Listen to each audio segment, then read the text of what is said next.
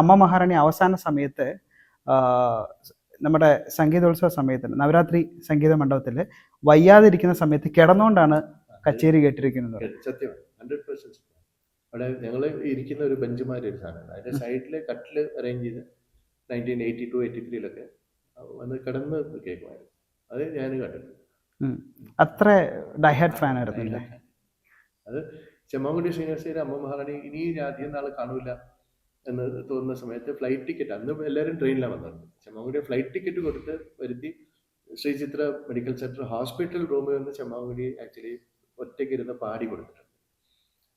അപ്പോൾ എനിക്ക് I want to hear you. വയലിനും മൃദംഗവും കൂടെ ഉള്ള പാട്ടൊന്നുമില്ല. ഇയാളുടെ ചെമ്പൻ എന്നാണ് വിളിക്കുന്നത്, ചെമ്പൻകുടി, മൺകുടി, റെഡ് മണ്ണുള്ള ഒരു സ്ഥലമാണ് ചെമ്മൻകുടി എന്നുള്ളത്. അതിന് ചെമ്മൻകുടി എന്ന് പറഞ്ഞ് ചെമ്പൻ എന്നാ പറയുന്നത്.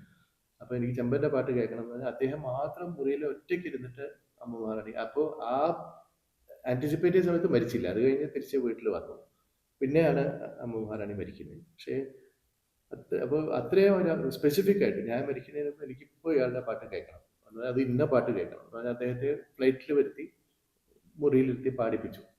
അത്രയും കമ്മിറ്റഡ്. അത് വേറെ ആൾക്കാരെ കാണിക്കാൻ വേണ്ടിയല്ല, ശരിക്കും കെ വി നാരായണസ്വാമി അദ്ദേഹത്തിന് വീട് കെട്ടിക്കൊടുത്തിട്ടുണ്ട്. വാടക വീട്ടിലാണ് താമസിക്കുന്നത്, വളരെ കഷ്ടം. അയ്യോ അങ്ങനെയാണ്, ശരി.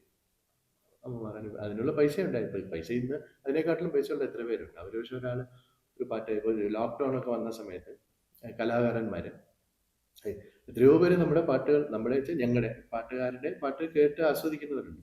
അങ്ങനെയായി നമുക്ക് കച്ചേരിയില്ല, പണിയില്ല, ഒന്നുമില്ല, ഇങ്ങനെ വീട്ടിലിരിക്കുകയാണ്. അപ്പോൾ ഇയാൾക്ക് ഇതേ ഉള്ളൂ ജോലി, പാട്ട് കച്ചേരി. അപ്പോൾ ഇപ്പോൾ ലോക്ക്ഡൗൺ ആണ്, അപ്പോൾ ഇവർ ആഹാരം കഴിക്കുന്നുണ്ടോ, ജീവനോടെ ഇരിക്കുന്നുണ്ടോ എന്ന് തിരിഞ്ഞു നോക്കാൻ വളരെ കുറച്ച് പേരെ ഉണ്ടായിരുന്നു. എല്ലാം നന്നായിട്ട് പോകുമ്പോഴത്തേക്ക് വെരി നൈസ് സെൽഫി എടുക്കാൻ ആൾക്കാർ വരും.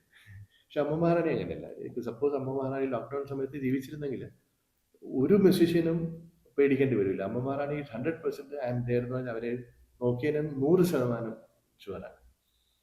പ്രാക്ടിക്കലി ചെയ്യാം, ജസ്റ്റ് വാക്കുകൊണ്ടോ അല്ലെങ്കിൽ വിഷയം. ഇപ്പോൾ എനിക്കറിയാം ഇയാൾ ഒരുപാട് നല്ല കാര്യങ്ങൾ ചെയ്യുന്നത്, ഇയാൾക്കൊക്കെ കിട്ടേണ്ടതിനെക്കാട്ടിലും എത്രയോ റെക്കഗ്നേഷനും പണവും ഒക്കെ കിട്ടണമായിരുന്നു, എന്ത് ചെയ്യാൻ കിട്ടണമായിരുന്നു എന്ന് ഒരു ഫീലിംഗ് ഉള്ളതേ വലിയ കാര്യം. പക്ഷെ അതിന് താൻ എന്തെങ്കിലും ചെയ്യാൻ റെഡിയാണ്.